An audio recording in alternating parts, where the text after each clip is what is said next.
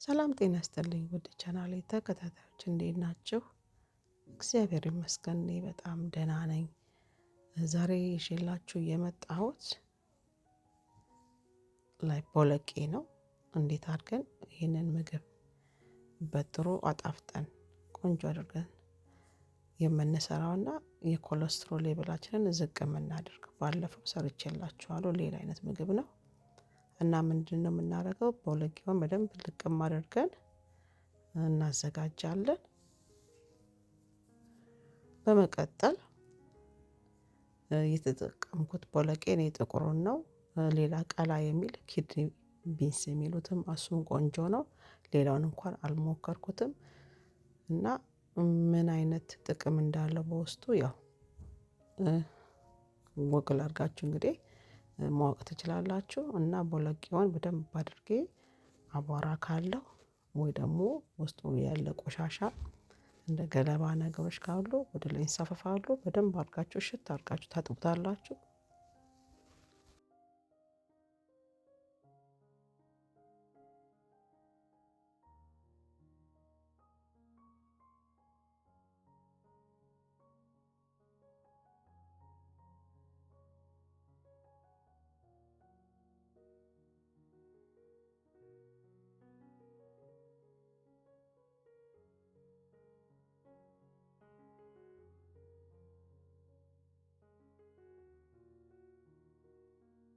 አጥበን ከጨረስን በኋላ እናጠነፍፈዋለን። ካጠነፈፍን በኋላ እንደምታዩት እንደ ቦለቄ መጠናችሁ ነው። ውሃ ትጨምሩበታላችሁ። ውሃ ጨምራችሁ ለ5 ሰዓት ትዘፈዝፉታላችሁ። ይሄ የሚሆነው አንደኛ ሆዳችን ስንበላ እንዳይነፋን ነው። ሁለተኛው ደግሞ ቶሎ እንዲበስል ነው። ያው ታውቃላችሁ ቦለቄ ስንበላ ጋዝ አለው ስላችሁ የሚሸጠው ጋዝ አይደለም። ጋዝ ይኖራል ላይክ ብዙ ይገባቸዋል እንግዲህ በዚህ ጋር መናገር ስላልፈለኩ ነው። እና እሱን ለመቀነስ ነው ጋዝ አለው የምላችሁና ከ6 ወይም ከ5 ሰዓት በኋላ እንደምታዩት ውሃውን ምጥጥ አድርጎት እንደዚህ ይሆናል። ልክ እንደዚህ ሲሆን እኔ የተጠቀምኩት በፕሬሸር ኩክ ነው። ለ15 ደቂቃ ነው የማበስለው። ለ15 ደቂቃ ይሄንን እጨምረውና እዚህ ውስጥ ውሃ ደግሞ መልሼ ሌላ ጨምራለሁ። አሁን የቅድሙን ውሃ በደንብ ምጥጥ አድርጎታል። ምንም ምደፋው ነገር የለም እንደምታዩት ነው። ቀጥዬ ደግሞ አሁንም በዚሁ በጨመርኩት መጠን ውሃ ደግሞ ሌላ 2 ወይ 3 ኩባያ ነው የምጨምረው እንደ እህላችሁ መጠን ነው። ከዛ ይሄን ደግሞ ለ20 ወይ ለ15 ደቂቃ በደንብ አድርጌ አብስለዋለሁ። ፕሬሸር ኩክ ከሌለ በእሳትም በከሰልም ማብሰል ይቻላል። ያው ትንሽ ዝቅ ማለት አለበት ያለበለዚያ ፍርክስክስክስ ነው የሚለውና ከ15 ደቂቃ በኋላ እንደዚህ ሆኖ በደንብ ቆንጆ ሆኖ በስሏል። አሁን ደግሞ የምንሰራው ሌላውን ነው። ሌላ ማባያውን ነው እንግዲህ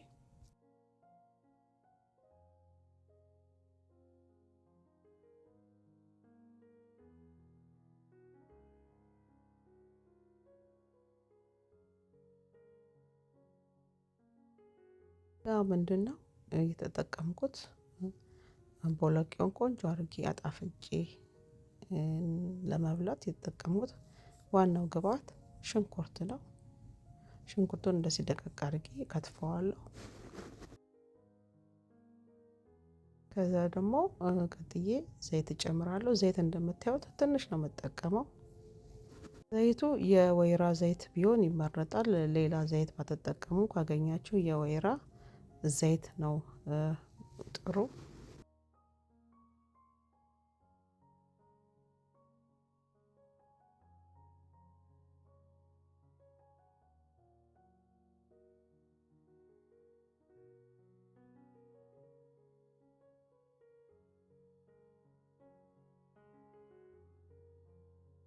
ሽንኩርቱ እንግዲህ በደንብ ከበሰለልኝ በኋላ ምንድነው የማደርገው? ቲማቲም ነው የምጨምረው። ቲማቲምም ቆንጆ ነው ለኮሌስትሮል ምንም አይነት ጉዳት አያመጣም።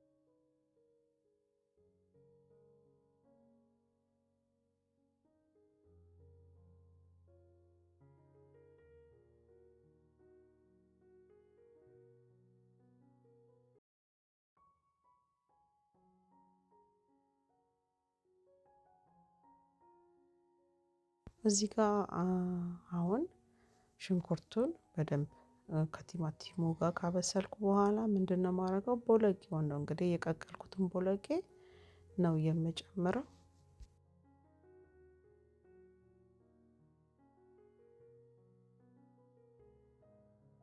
እሳታችሁን እዚህ ጋር ቀነስ ታደርጋላችሁ። ወዲያው እንደጨመራችሁ ለወስ ለወስ አድርጋችሁ እሳቱን ማጥፋት ወይ በጣም ዝቅ ማድረግ ይጠበቅባችኋል። ውድ ቤተሰቦቼ እንግዲህ እዚህ ጋር ቦለቄው ሲተርፍ በዚህ ፕላክ ወይም በተለያየ እቃዎች አድርጋችሁ ፍሮዝን ማድረግ ትችላላችሁ። በፈለጋችሁ ሰዓት አውጥታችሁ መጠቀም ትችላላችሁ። እንግዲህ ይሄ ቦለቄ ያው ከሌላ እንደ ንፍሮም ከሌላ ለምሳሌ ከሽምብራ ጋር ከስንዴ ጋር አይደለም፣ ከበቆሎ ጋር አይደለም፣ አይጠቅምም።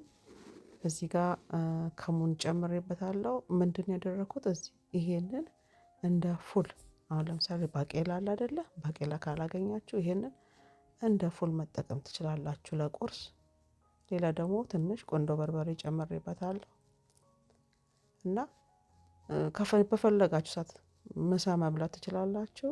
እዚህ ጋር ደግሞ ጨው ጨምሬያለሁ እና ምንም አይነት ጉዳት ቁርስን ብትበሉት፣ ምሳን ብትበሉት፣ እራትን ብትበሉት ከአትክልት ጋርም ይሄንን ለብቻ ሰርታችሁ ሰላጣም ከትፋችሁ ከጎኑ አድርጋችሁ መብላት ትችላላችሁ። ምንም አይነት ጉዳት አያመጣባችሁም፣ ይጠቅማችኋል። በጣም ምርጥ እንደነገርኳችሁ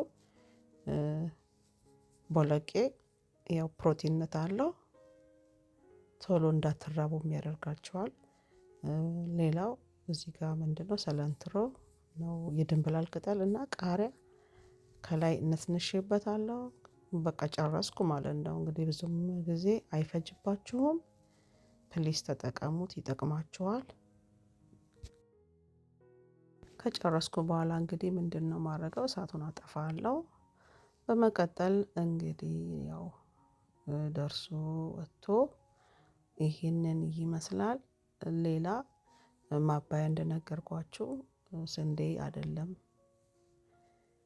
የባለፈው የጋገርኩት አይነት ቂጣ አለ። ቅመማ ቅመም ጨምራችሁ ቂጣውን መጋገር ትችላላችሁ። ይኸውላችሁ ደግሞ ባለፈው ሌላ ነው፣ አሁን ደግሞ ሌላ ነው። እንደነገርኳችሁ ይለያያል። አልመንድና አጃ ነው ይሄ። ቪዲዮን ያላያችሁ አሰራሩን ባለፈው በመጀመሪያ ቪዲዮ ላይ ሰርቼዋለሁ። እንግዲህ ውድ ቤተሰቦች ይሄን ይመስላል። ከወደዳችሁት እንግዲህ ለሌላ ሰው ይጠቅማል ካላችሁ ሼር አድርጉ። ሌላም ደግሞ ቪዲዮ ስለቅ እንዲደርሳችሁ የደወል ምልክቷን መጫን አትርሱ። አዲስ ደግሞ ከሆናችሁ ሰብስክራይብ እያደረጋችሁ ተቀላቀሉ። እንደሚጠቅማችሁ ተስፋ አደርጋለሁ። አመሰግናለሁ። በሌላ ደግሞ ጊዜ ሌላ እንደዚህ በጣም ጠቃሚ የሆነ ቪዲዮ ይዤላችሁ እመጣለሁ። ቸር ሰንብቱ።